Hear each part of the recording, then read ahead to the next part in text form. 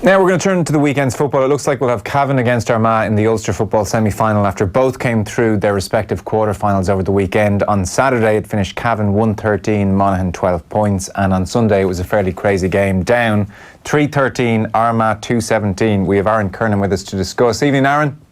Joe, how's things? Very well. We might start with your own county. So, I mean, you lads up there are meant to like kind of dreary defensive blanket type football. What's going on here?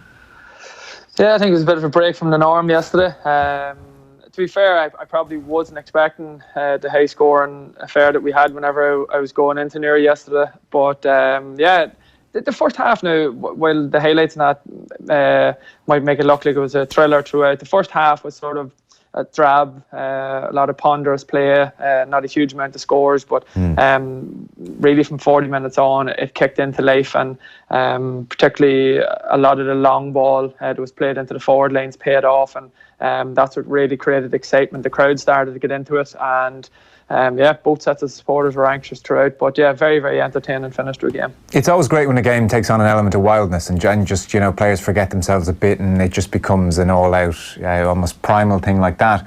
Were we seeing brilliant attacking play or inept defending, or what was going on? If you're probably being really critical, yeah, like you complain about, you know, so was how maybe Armagh dealt with some of the high balls that went into the square. But I would have to say, players, as you said, just maybe the first half, everything was clear in the head in terms of what their instructions were from management. But as the game wore on, players seemed to be playing a bit more in instinct. And I think that's why we ended up with the spectacle that we had. And really, championship football, everything's on the line. That's what you remembered as a county footballer, is what you do in championship football. And thankfully, we've seen two sets of players who just went all out to get the win. And like I say, really from the 40-45 minute mark on, both teams cut loose and were willing to take risks. We're willing to put more men ahead of the ball, and ultimately that's why we got the spectacle that we did. On the defending front, you know, some of the goals, the Donald O'Hare goal in particular, which, you know, right, for Armagh was a huge blow. They were 5 points up with 5 minutes of normal time to play and really should have seen the game home. Even there, I think it was Brendan Donaghy, I'm not sure, but, you know, like there was just a man inside and he's kind of standing beside his goalkeeper, and you think instinctively he should be trying to mark the man, and he stood off him. And there's just moments like that where you're thinking that's just odd defensively. Yeah, to be fair, well, obviously I can't think of what's going on in his head, but for a few minutes prior to that there, just been at the ground as an Armagh supporter, you could see us starting to drop a bit deeper. You could see us starting to get a bit conservative and just trying to hold what we were. And that worried me, because we blew a 5-point lead at the start of the league against Kildare. In Newry as well, we also blew a 4-point lead against Clare. You know, so we haven't been seeing out games. It doesn't suit them to start sitting back, and I can only imagine that's what Brendan was thinking, is he was going to sort of protect the goal, but really he'll know himself once he looks at the video of it. He won't even need Kieran McGeeney to tell him. His job is to push out and go on the man who's most dangerous, and in that case, without doubt, it was Donald O'Hare. He should not have been left free. We tried to double up on Corey Quinn, who was the man who passed it to Donald O'Hare. He got his pass off, but at that stage, that's when Brendy should have been pouncing on him to make sure he didn't get a shot off, try and slow him up, turn him back. But he didn't. He stayed on the goal line alongside Blaine Hughes, and it was a super finish by Donald O'Hare, but one that was definitely avoidable. Andrew Murnan came on. He looked great. Yeah, Andrew, unfortunately, he picked up a knee injury last year with his club and has played absolutely no football. He was only back in training for 10 days with the squad, and he's a player who, since they won the All-Ireland Minor in 2009, has just been absolutely plagued by injuries. But anytime he gets a run in it, everyone in the country just sees his class. It probably was the last throw of the dice. He's a superb target man, shows for absolutely everything. And, you know, the first ball came in them, he took it on his chest and had it swung over the bar before a hand was even laid on him. But to have the presence of mind to not catch the ball then that was played in by Ray and O'Neill, to attempt to get it on target with a flick was unbelievable. And really, had he not have done that, I didn't see Armagh kicking enough points to win the game. So it was a crucial score, and for him to come on and play a 1-1 with basically 10 days competitive training under his belt just gives an insight into the quality of him. Yeah, it was a phenomenal performance. I hadn't realised he was that short on game time and that short on match time, practice time, so that's a fairly phenomenal performance. It's interesting, if we're talking defence, the down player was marking from the front, so if people didn't see the game, it's effectively a 1v1 in the square, ball's way out the field, down players choosing to mark from the front. Did you like that tactic yourself? I mean, you can understand why he's doing it. Obviously, it looks like it's backfired horribly in that instance. Maybe it works the other 99 times out of 100. There's probably just a wee bit more context to it, and that guy was actually Conor Poland. Conor Poland did midfield and had a terrific game, but went off at the end of normal time. So as soon as the first pass was played into Andrew Murnan and he showed in front and won it and kicked it over the bar, immediately Paddy Talley put Conor Poland back on. Now, Conor would usually be a half forward or a midfielder, but he suppose he was the biggest option that they had left at that stage. So he literally had just come on to the field. Now, I don't know whether his instructions coming on was just mark from in front, make sure no ball goes into him. But he took a gamble, and to be fair, it was perfectly weighted pass by Ryan, and Andrew just had the presence of mind to get a flick in it. He didn't know whether the keeper was probably going to come out on him. He didn't know how close he was to the goal or how close the keeper was to him, but definitely from an Armagh point of view, we were delighted to see it going in. But that was the first ball that went in while Conor Poland was full back, so he was really just getting his bearings, and it's a position that he wouldn't be familiar with. So we'll not complain in Armagh anyway about it. No, absolutely not. And Murnan gets a brilliant fist to it, and it's a beautifully flighted ball in from O'Neill, and so you don't want to take away from the goal. But in general terms, you don't see full-backs marking from the front. That's not in vogue in the game in any great way, I would think. No, definitely not. At that stage of the game, we needed a goal. Yeah. If we were going to win it, we needed a goal. I would have thought he probably should have been marking from behind with looking to just get the ball broke away, because Down had so many men behind the ball at all stages. He just needed to be behind, get it broke down, and then the sort of Down cavalry coming back would have been the first men to pick it up. Worst case scenario, Murnan could have caught it, and Conor Poland would have still been goal side. He could have held him up and waited till help had come back. But like you say, he took a gamble. He went from the front, and ultimately it cost him in the end. We're making the point there that there's a slight trend. I mean, it's not a massive sample size of Armagh maybe struggling to hold on to leads, and we saw that again then on Sunday yesterday. To be fair to them, they rallied brilliantly in extra time when they saw this one out, and both Armagh and Kieran McGeeney have been waiting quite a while for this win in Ulster. Just want to play Oisín Langan here speaking to Rory Grugan at full time. I think he gave a good sense of what McGeeney and the team have been through. What does it mean to this bunch of players and the management to win a game in Ulster? Because it hadn't happened for 5 years, it hadn't happened under Kieran, and that was the talk ahead of this game. That was kind of being used to put pressure on you from the other side and your own side. Yeah, it was definitely mentioned a lot, and it's probably something that's been hanging over us. And it's a big thing both personally and as a group to get the monkey off the back, so to speak. So it was definitely something that was annoying us, and we didn't want it to define us as a group of players. So it's nice to get the win, and you're sort of just looking now at the opportunity that there is there. We're going to be up against it, like against Cavan, who were brilliant last night. So we'll sort of enjoy this one and reset tomorrow. You're being managed by one of the icons of Gaelic football. Look, whatever he did as a player, that's kind of irrelevant to what he's doing as a manager, but obviously there's a great respect and love for Kieran, because we've never got a sense of it's not going well, or the players want him gone. Like, even in the bad run of Ulster results, when you've had good runs in qualifiers, granted, there's never been kind of any etchings of players wanting him out or anything like that. It says an awful lot about him. Yeah, it just speaks about the man that he is. You go to any man in that squad, and the amount of respect they have for him, and obviously that carried over from his time as a player, but the way he coaches, the way he manages, we just have the utmost respect for him, and we believe he's the right man to take us where we want to go. We ultimately would have held a lot of responsibility in our own hands as players for those defeats. And I know it was to be focused on from the media side of things, that it was his record as a manager, but we felt it was ours, and it was our job to put that right today, and we're just glad to have done it for him. Yeah, I'd say a real sense of relief all round. It was kind of noteworthy McGeeney didn't do any media anywhere afterwards. Yeah, I'm sure he was probably just as relieved as everybody, because to be fair, we looked like we were home and hosed. You're 5 points up leading into the last 10 minutes. You think, right, we have this win. He tended to stay quiet too in the media last year, so I don't think it was really anything out of the ordinary. But it is. I can get what Rory's talking about there. I suppose the whole focus always goes on Kieran, and like Rory said, it's his record. But at the end of the day, he's not kicking ball. He's not the one who, yes, he can pick a team and he can train them and do whatever, but ultimately, as the players on the field, you need to take responsibility. You're the ones who are ultimately handed over to perform, and you have the responsibility to perform. And we haven't done it this past few years. 2015 against Donegal, granted they were in the All-Ireland final, and they would have been favourites even though that game was in Armagh. We just didn't perform on the day. But since then, we haven't been playing the top teams. We've been playing Cavan, Fermanagh. That was the second time we played down, and we had lost on all those occasions. And they're all, to be honest, they're all winnable games for Armagh. So from a player's perspective, they will take great heart and great confidence from it, because it's a long time. Like 2014, and ironically, it was Cavan who we beat in the athletic grounds.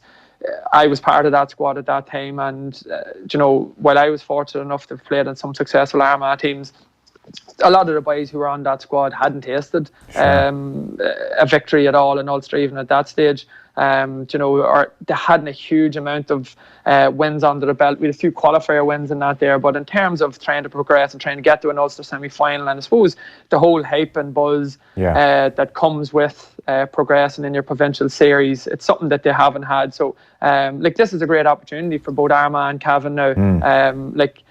While Armagh would have been favourites, you would have been expecting Monaghan to come through on the other side, suppose, given their form this past 7 or 8 years. So I would like to think that, I thought Cavan played really well. I think there's definitely a lot more in Armagh, and I think that win should hopefully release a bit of a pressure valve on them and help them get over the line in a semi-final, which should be a cracking game, because both teams have absolutely nothing to lose. It's all reward at this stage for them. Yeah, I would have thought so. One last question on Armagh. Certainly the commentary I was watching, the commentator made the point that Jamie Clark, and it was good to see him back, doing his thing as ever, is playing for Armagh this year, but he's not playing for Cross at the moment. What's the situation there? Yeah, just it's unfortunate. Jamie he's just said he's not committed to playing for Crossmaglen.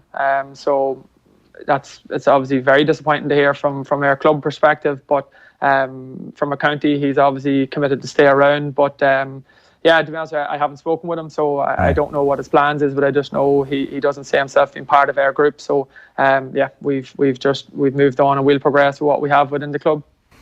You mentioned Cavan there playing some really good stuff against Monaghan. So they've beaten Monaghan in the Ulster Championship for the first time in 18 years. It's their first win over Division 1 opposition in 14 years. They took the game to Monaghan in that first half. I mean, we can talk about the second half, and maybe understandably Monaghan upped their tempo and came at them a bit more, and Cavan fell back. But certainly in that first half, they really went for it. As you said just there, they played great football. Not to take away from that win at all, I was really taken aback by Monaghan. There was a real sense watching it, they were being outworked, and then you take just their shooting alone, 2 points from their first 11 shots. They didn't score from play in that first half, which was fairly staggering. Yeah, they were very erratic in their shot selection, but I think that came from they were knocked back straight away. Donald Cusack said last week, and it was actually very true, about Cork. He said the Cork came to spar, Tipperary came to fight, Cavan came to fight, and Monaghan come to spar. That was, my impression of the game. And to be fair, that's not what we expect from this Monaghan group. But I do think that there is an issue with them being favourites. They don't seem to carry the favourites tag well. They would have been expected to win. All right, they knew they were going to be up against it. They were playing in Breffni Park, but given their standard that they've been at for 7 or 8 years in terms of the All-Ireland series, winning a few Ulster titles, constantly being in Division 1, they didn't seem to play with any confidence or any urgency. Cavan were the aggressors. Cavan were the ones who were more up for the game, and they were the ones who dictated the pace. And I just felt that Monaghan, you could see a bit of panic within them. You could see they were looking around, probably hoping from a wonder score from Conor McManus to get them going, but I'm sorry to interrupt. Just before the break, McManus himself, and I had exactly the same sense watching it even on television. There was a growing sense of panic, or desperation is maybe too strong a word, but actually we're in a sticky enough spot here, and McManus took on, under a lot of pressure, a shot way out the field, and horribly wide, not even close, and that it's just not the kind of shot you would take on if you felt things were going well and chances were coming. There was just that sense, that creeping sense as they headed into half time, that they knew things were not under control. Yeah, and that was him forcing it. And in fairness, then, I know the one you're talking about, you can hear the jeers from the Cavan supporters. And I suppose because he's such a hero and he's the focal point of their team, that does suck the energy out of you even a wee bit more, because you're just thinking, geez, our main man's not even doing it here. Do you know, he's having a bit of an off day. You're looking around going, who's the next man that's going to step up here? Where are these scores going to come from? Do you know, I'd say they were relieved that half-time come, but they had left themselves an awful lot to do. To their credit, do you know, the second half, they just went all out. Like, literally, as soon as Rory Beggan kicked the ball, they all just started pushing up the field. And, you know, they gave it everything they had, but the problem was they'd left themselves a lot to do. And in going all-out attack, from Ray and Wiley starting to run up the field, as they were going, every time they were going, they were taking a Cavan man with them, which meant that they were narrowing the whole field down, they were cutting out all the space, and they still led the kicking a lot of erratic shots in the second half. Like Kieran Hughes then hit another one similar to McManus's from outside the 45, and skied it wide, you know, and it was a day that you probably were sitting back looking, it's just not going to happen for them. But again, maybe we're talking a wee bit too much about Monaghan. I think Cavan were so well organised, so well prepared. Everybody knew their role, very united in their performance. And like I seen them in Castlebar in the League Ireland year, while Mickey Graham was still busy with Mullinocta, and defensively they were very sound. There was a good shape about them. They never looked like they were going to be exploited or overrun, but they didn't really trouble the scoreboard, and Mayo won out in what was probably a drab enough game, but they were very well organised and very energetic all across the field, and racked up a decent score in the first half. Probably the only concern you would have for them now is that they only got 5 points from play from their entire starting forward line.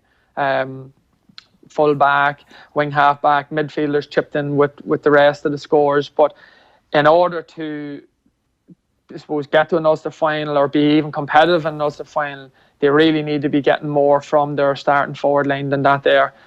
Because that's the difference between your top 5 or 6 teams and I suppose the middle of the rung that's coming after them. And you know, that's where Armagh and Cavan are going to be at. They're going to need to put, I suppose, more scores, be more of a threat in their forward line if whoever progresses wants to put it up to whoever comes through the other side of the draw, which will more than likely be either Donegal or Tyrone. Cavan were obviously the superior side by some distance in the first half, so the penalty incident didn't seem overly important at that stage. Its significance maybe increased as we got closer to full time and we're looking at the scoreboard. I didn't think it was a penalty. Man didn't have possession of the ball fully. There was a nudge. There was a nudge. You know, Conor Lane can absolutely come on and say, "Look, I saw a push," and on one angle the push looks to have a bit more in it than most of the other angles. But in real time, I thought, no, you can't give a penalty for that.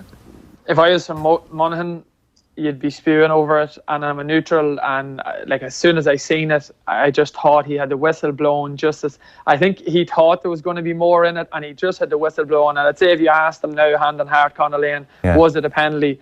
In a private conversation, he'd tell you no, not a chance. Was it a penalty as far as I would be concerned? But while it was happening, just like you said, I was thinking, well, they're getting tanked all over the field here. You know, it doesn't really matter. In fairness to Monaghan, they came back that well in the second half. They did close the gap. Cavan probably panicked whenever they seen the closing line, or not panicked, but they retreated into themselves a bit as the finish line, or they seen the finish line. But definitely it was an extremely harsh penalty.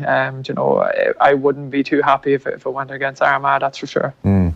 Just a final point, what's the sense in Armagh then? What's a good season now at this stage? As you said, look, Cavan, who did put in a good performance, and there's a batch of under-21s that we've been waiting on, and maybe here they are.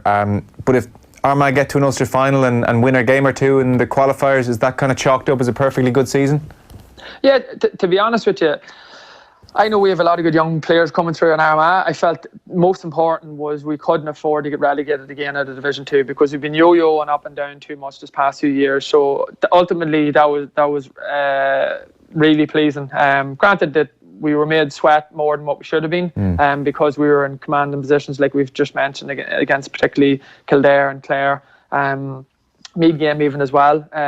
We rode them in fairly well in second half and then didn't see it out. But definitely, I think at this stage we need to be having the confidence that we're going to get to an Ulster final, the full belief, excuse me, that we're going to get to an Ulster final.